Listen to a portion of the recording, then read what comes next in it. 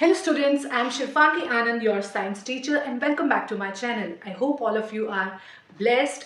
Our today's video is about electron gain enthalpy and its trends in the periodic table. मतलब हम आज ये देखेंगे कि electron gain enthalpy along the period किस तरह से वेरी करती है, along the period किस तरह से वेरी करती है और down the group किस तरह से वेरी करती है. For those of you who don't know or who get confused between groups and period, horizontal lines are the periods and vertical lines are the groups. Now let's start our today's topic. We know that electron gain enthalpy is the heat released when any atom gains the electron from outside.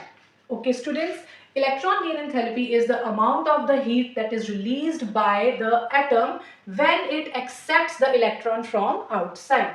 Now students, whether it is electron gain enthalpy or ionization enthalpy, there is always a force of attraction between the electron and the nucleus. Now force of attraction is given by this formula, which is Coulomb's law. F coulombic force, it is equals to K Q1 Q2 upon R ka square, where Q1 Q2 are the charges of the charges involved.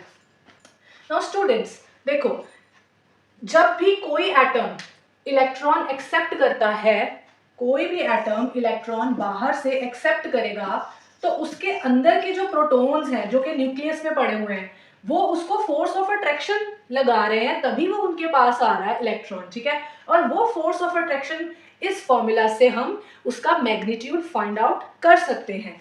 Okay, अब देखो, along the period, मतलब जब हम along the period चलते हैं तो हमें पता है कि एटम का शेल सेम रहता है. ठीक है, शेल सेम रहता है, बट उसके अंदर के जो प्रोटॉन्स हैं वो इंक्रीज होते हैं, मतलब Z effective charge increases. That is why the size of the atom shrinks. Now since the size of the atom decreases, जब साइज कम होगा तो कूलम फोर्स क्या होगी, अट्रैक्शन की ज्यादा होगी. जितना कम साइज होगा उतना ही बाहर का इलेक्ट्रॉन जो है वो ज्यादा तेजी से अट्रैक्ट हो पाएगा उसके किसी भी एटम के न्यूक्लियस के प्रति. ओके, तो जितना आपने याद रखना है, जितना कम साइज होगा उतनी इजीली वो बाहर के उस इलेक्ट्रॉन्स जो हैं उसकी तरफ अट्रैक्ट होंगे.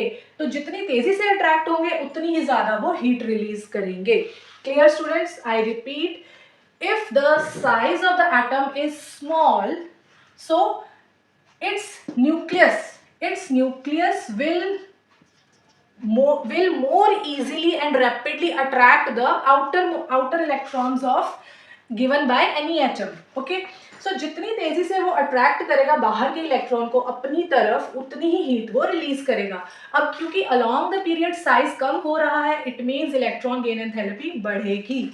Okay, now down the group हमें पता है कि नंबर ऑफ शेल ही इंक्रीज हो रहा है. पहले फर्स्ट शेल है, फिर second, third, fourth, fifth and so on. जब शेल ही बढ़ गया तो साइज बढ़ गया. अब साइज बढ़ेगा तो जो सेंट्रल न्यूक्लियस है, क्योंकि उस न्यूक्लियस ने ही बाहर के इलेक्ट्रॉन को अपनी तरफ खींचना है ना, तो वो न्यूक्लियस बाहर वाले इलेक्ट्रॉन को उतनी स्पीड से या उतनी रैपिडली या उतनी स्ट्रेंथ से नहीं इंक्रीज अट्रैक्ट कर पाएगा, बिकॉज डिस्टेंस बढ़ गया ना. डिस्टेंस बढ़ने से कूलम फोर्स ऑफ अट्रैक्शन जो है वो कम हो जाएगी. देखो, बार बार ये फॉर्मूला ही आपको हेल्प करेगा टू फाइंड द ट्रेंड्स, क्योंकि ये सारा जो खेल है वो कूलम फोर्स ऑफ अट्रैक्शन की वजह से ही हो रहा है between protons of the atom and outer electron given by any another atom.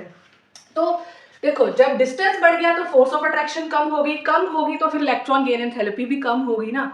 इसीलिए down the group, since size of the atom increases, so the distance also increases. R increases. Distance किसके बीच में?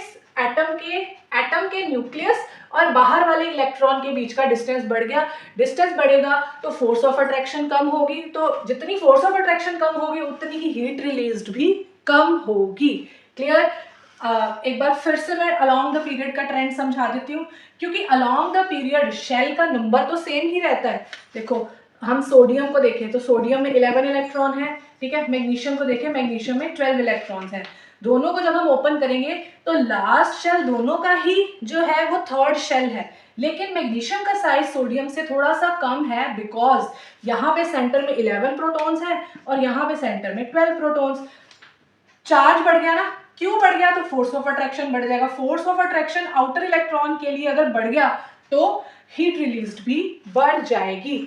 So I hope students you understood the topic. If you have any query, you can comment down below in the comment section, and you can tell me regarding any topic that you want me to make the video on. I hope all of you stay blessed. Bye bye students. Happy learning. See you in my next video. Bye bye.